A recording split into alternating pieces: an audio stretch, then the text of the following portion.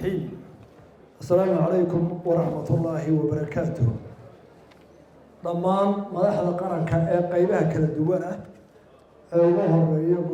قدوميها قوتيها قدوميها وكيلة هي محكمة سنة قلها وزيكذا مرتشرفت دولتها المصاحب كان هاي كاوسر ريسكو ذكر جوجا إثيوبيا جيبوتي هي تركيا هي ضمان مذكرك هي حضورك سومالان عوالك جوجا رجية دوربا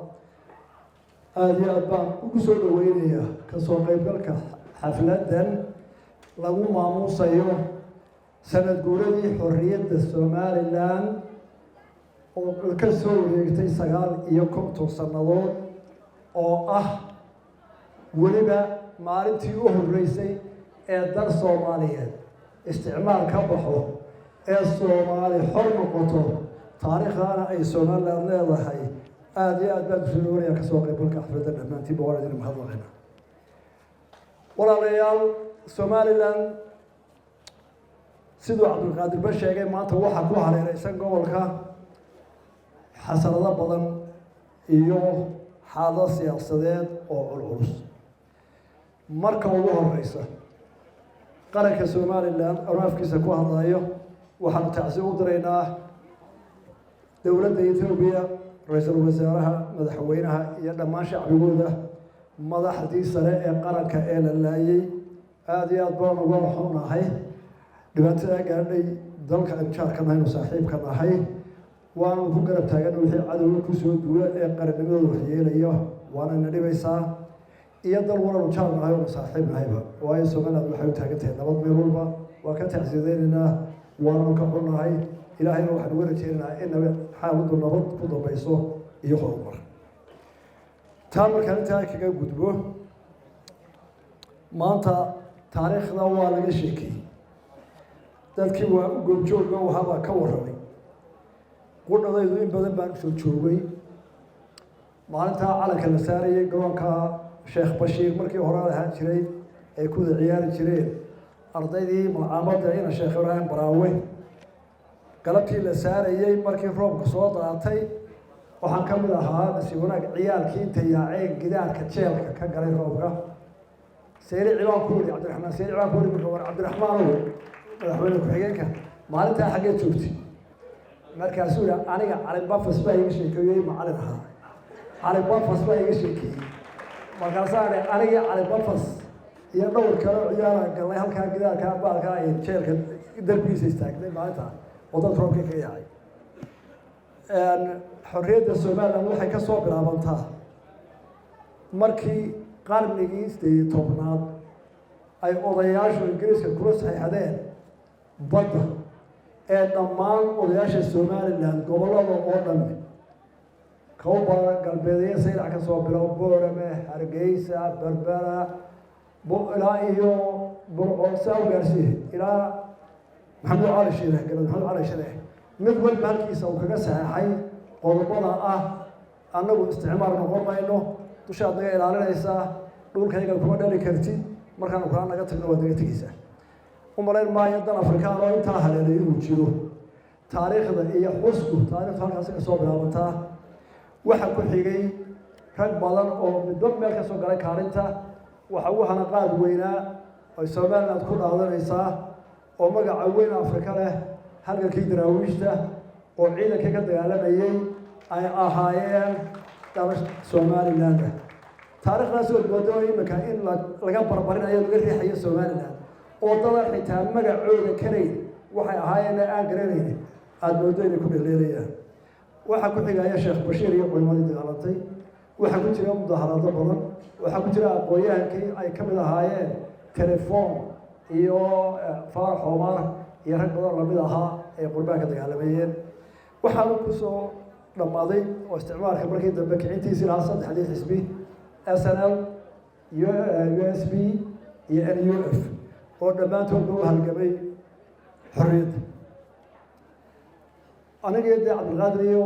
waa la garanaynaa dacar markuu lahaa weer baa la xidhay laba weer baa jiraan oo kii casaaba la garanaynaa maalintii halkaa la isku keenay dowladda hoose ee magaalada Nairobi warka casoo xiratay markaa taariikhdaasoo dhan waxay u baahan tahay in la kaydiyo iyo in la xuso qodob waxaan ka odhanayaa maalmaha waxaa socota iyadoo oo laisbarbardhigoo la isku eriyo 26 juun iyo 18 May waa 2 maalmood oo qaran waa 2 xorriyadood marna isticmaalka baynu ka dhacsanay marna cadowgaynu dagaal ka dhacsanay na qabsaday marka labadoo qiimahooda iyo qadarintooda iyo sharaftooda iyo maalmo kala badan haddii se la siiya xaram maxaa labada eri loo wadaday maalmaha waxa ku ladhay erey ah Somaliland lama wada laha Somaliland ha wada yeesho Somaliland cid u baa maalinta goosatay lama wada goosan waxaan doonayaa in yaraftiimiyo taariikhda maalinta iyo soo dhacday Burco horta dadkii joogay Burco markii arrinta la go'aamiyay odayaashii go'aamiyay guurtida ahaa tiradu waxay ahaayeen 8 sagaal ka mid ah dina khayr magacayaashooda odayaashii saxeexay in Somaliland uu leeyahay oo lixdii qodob wada qoray oo ay Somaliland mid tahay oo arrintaa u midaysan tahay sagaal ka mid ah dina khayr waxaan kala yihiin Sultan Ismaaciil Sultan Maxamed oo ka yimid degmada Laasqoray Ahmed Sheikh Saalax oo ka yimid degmada Laasqoray Sheikh Daahir Xaaji Xasan oo ka yimid gobolka Sool أحمد حرسي عون وكيل قوة كصور سلطان محمد جامع وكيل أول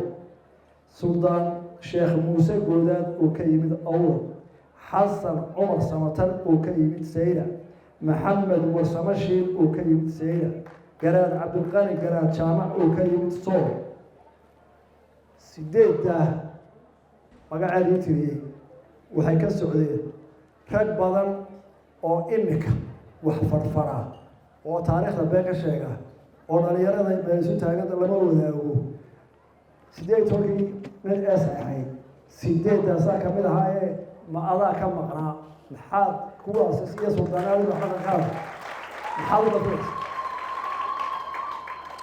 وربا من إنك النوم منك الليلة هذا منك الليلة هذا شيخ أحمد صالح شيخ أحمد صالح ورهلاس قريئها أيام مالتها إري عجيبة وحول ورياله ولدنا باشده بريقوا هنا استعمار كين مركي أنص حقا ولا عرس وحبنا ويا ودي نكينا بالمتشانا السباق ما كسير نسي وانا شيء سنة وانا رعنا هذا اللي يقول حنا ودي بس ماشي وحنا عند قالنا متشانا وانا أنت نمدن هالقدر هو بدينا ضيال باقي شيء هذا اللي يقول بلستان وتواضع أبغى أنا سوي علينا هذا ما تذكر رعنا وحسين نوم بالله ما تتبعت هذا الحوار كله قلنا إيه دب سكر عند أحمد شاب ونوري هاي لا سكر بيشوفها ولا تريا سودان حبا سعيد ما تاريخ أسود وحنا واد ودائرة كتير بلاد مارتي قالوا كل بوسيل كحيم بيها قال كذا يدينا حمر قال ما يبغى فراه مارتي يدخل يسوي قصبه هذا عادة هاي ولا عنانية وقت الحين قولوا سير ما تروح عند وجوهه هذا يشيله وحكاته وشيء محمود فاول يسكره وهو حل لي كروه وحل هاي سومال الناد ولا ودري iyadoo la wada leeyahay oo Soomaaliya baan wax dhalinka marka dadkana lama wada laha ee aad moodo inay meel aanay oran ka warayaan waxaan leeyahay war si Soomaaliya hore u mari lahayd iyo waxtarkeeda doono oo maalinta heshiiska la galay oo nin walba ku laga sii doona cidii saxeeday ayaan been laga sheegay waxaan u gudbayaa qodobka Soomaaliland iyo Soomaaliya maanta waa maqasheen shir baan Nairobi ka jiray horta waxaan doonayaa markaan leeyahay hal shiro annagu xukuumad ahaan iyo dowlad ahaan uma jeedno oo wax ma weydiisanayno nimanka Soomaaliya waxaan doonaynaa inaga dooman iyagu waxay sameeyeen galdaraha aan ka tirsano laakiin waxaan ugu cabanaynaa oo ugu garnaqsanaynaa waxa weeye beesha caalamka dowladaha caalamka saddex qodob baan dowladaha caalamka ula tagnaa shir walbana waa geerinaa shirna waa aroosaynaa arrintaana lagu dhageysto oo garteeda lagu dhageysto waxaan leedahay waar laba dowladood oo lixdankii ikhtiyaariya isugu tagay baan nahay annagaa da'weynay oo taariikhday ku qoran tahay inaanu annagu u tagnay oon qasbaynay shanta Soomaaliyeed xusuus qorka laga qoray aadan caddan way ku qoran tahay inuu yidhi war baldhowda u kaadiyo horta weli diyaar ma dhihin saddex shiroo kala dambeeya tiga roogooy laakiin caraday ka dhalatay dalka resefer iyo howlmarkii etoobiya lagu wareejiyey ee xamaas u ka abuurtay darteed waxaa lagu socday dalkii soomaalida la xoreysanta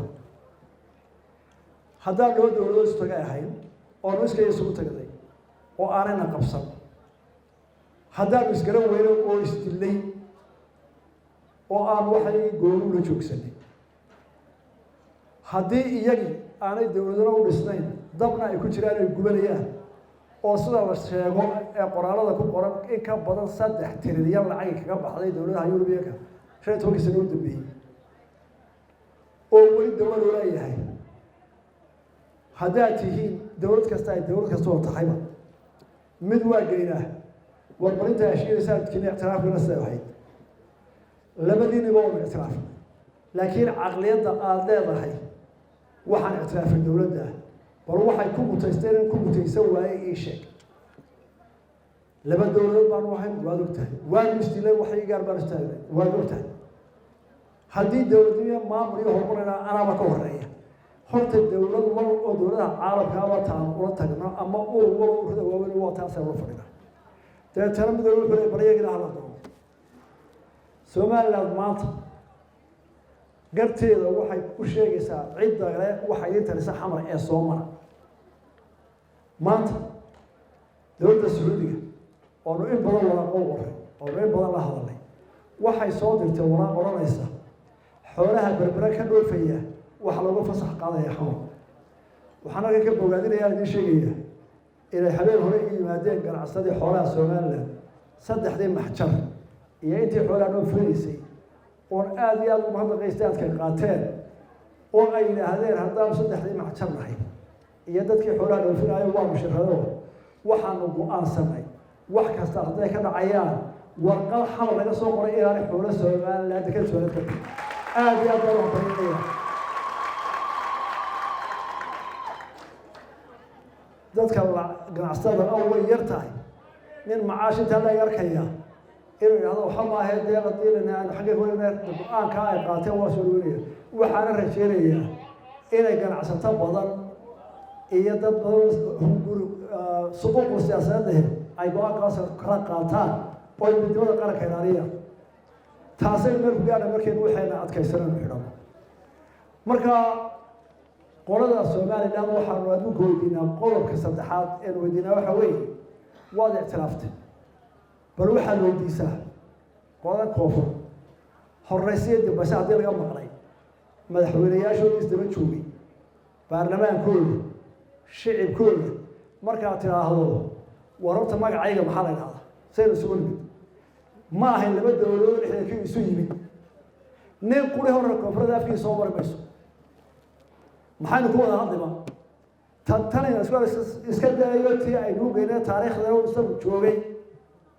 ee cilmi baarkaysa uu kala wareegay afka meel gobolada uu qoybaati xagaynu ka heshiinayna soo afgaranayna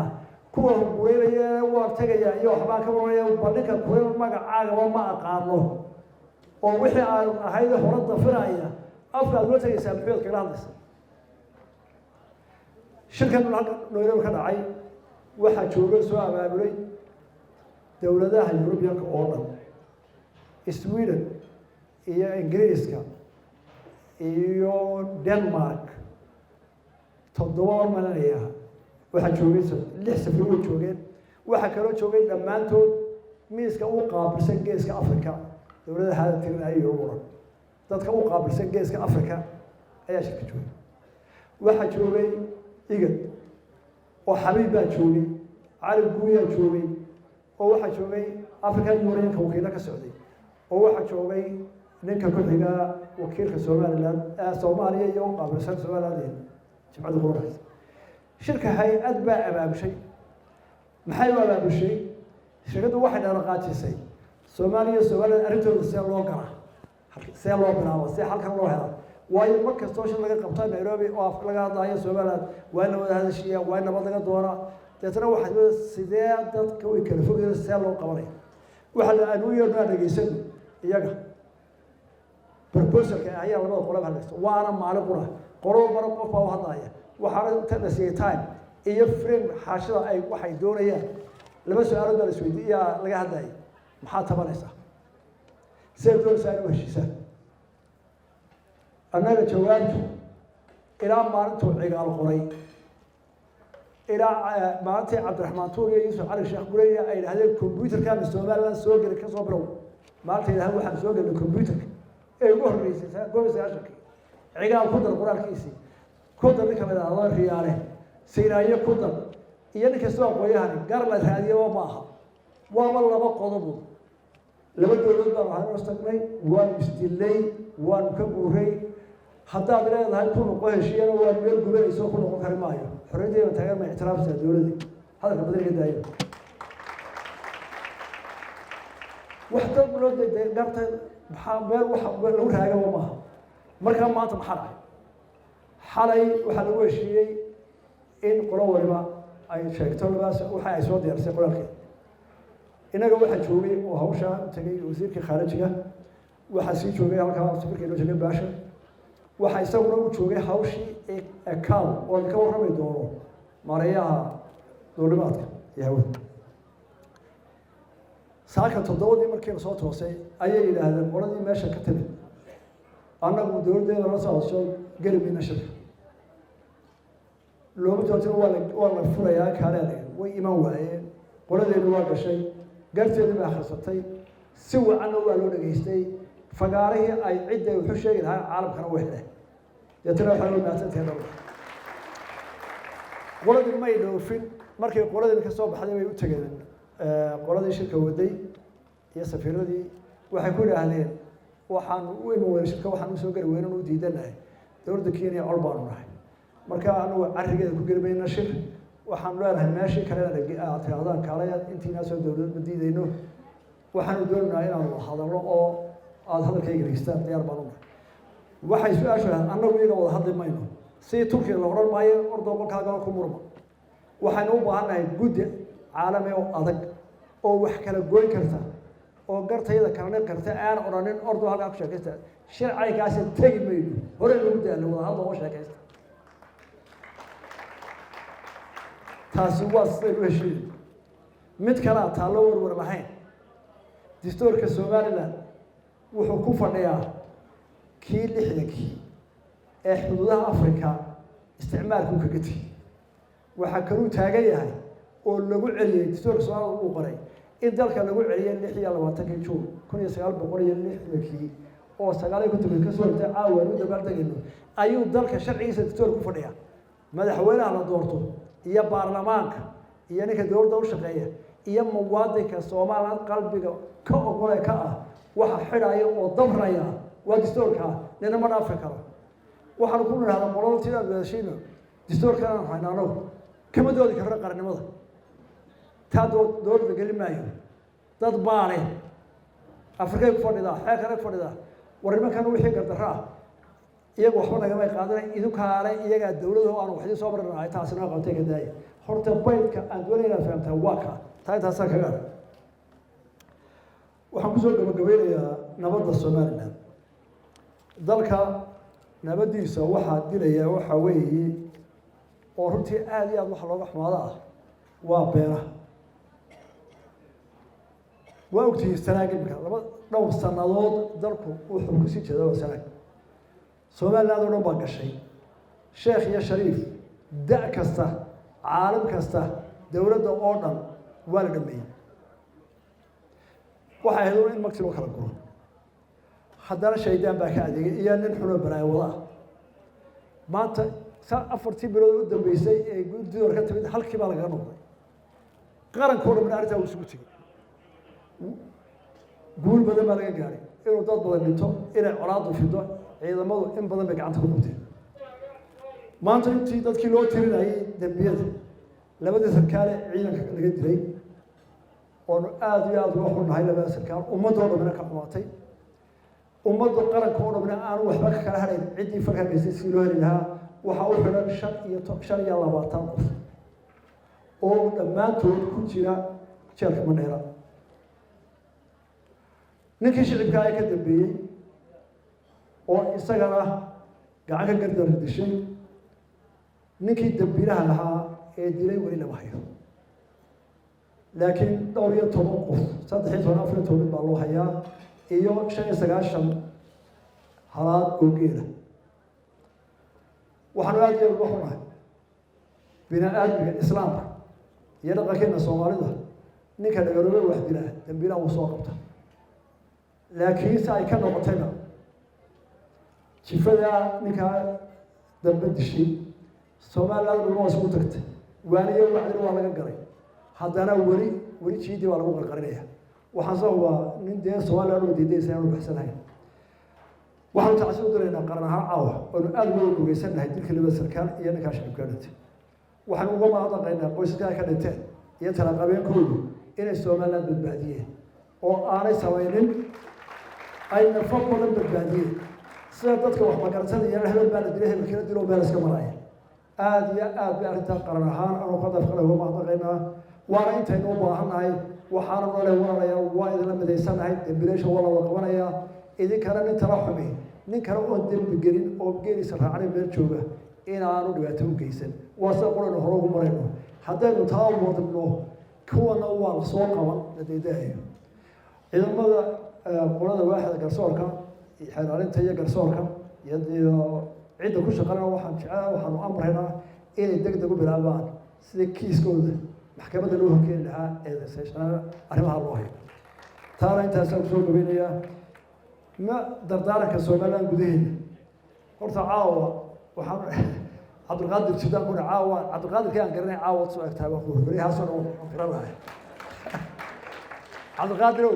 halka adigtay waa dhignay Faysal oo ku fadhiya sabtida 10ka cid kale la shaqeyn baayo xisbiyada ku shaqeynaya madaxtooyada insha Allah waxaan jira shirkaas inuu ku kala ka duwanaado oo shicibku wuxuu inaga naawilay aanu soo saaro dadaalka xaqiiqiga aad iyo aad baan dadaalay gashay mar labaad aad Allah bareeyo Soomaaliland oo dhan shacab weynaha dadkii halgadaha badan soo galay ciidamada qaranka ee caawa ku hurdo ee xadka ilaa xadka taagan shaararka wada nabad baan direeyaa gobolada anjarka oo dhan dhamaantood nabad iyo gacan wada fidireynaa xadka Puntland oo dhaxayna Ilaahay inuu xashay inuu nabad noqdo uma diyaar nahin maanta labadana dawladood oo iyagana dhaato waastaan gaari maanta inay wixina colaad iyo inay yaro ka badano carara iyo buuq galo waxaan jecelahay in arinta nabadda xoojino iyagana dhinacooda nabaddu way ka wanaagsan tahay ma waxaan doonayaa inuu ka digtoonaano dad fidmoolo oo dhex socdo ka badan dabkaniida aad iyo aad baa saytii wassalaamu calaykum wa rahmatullahi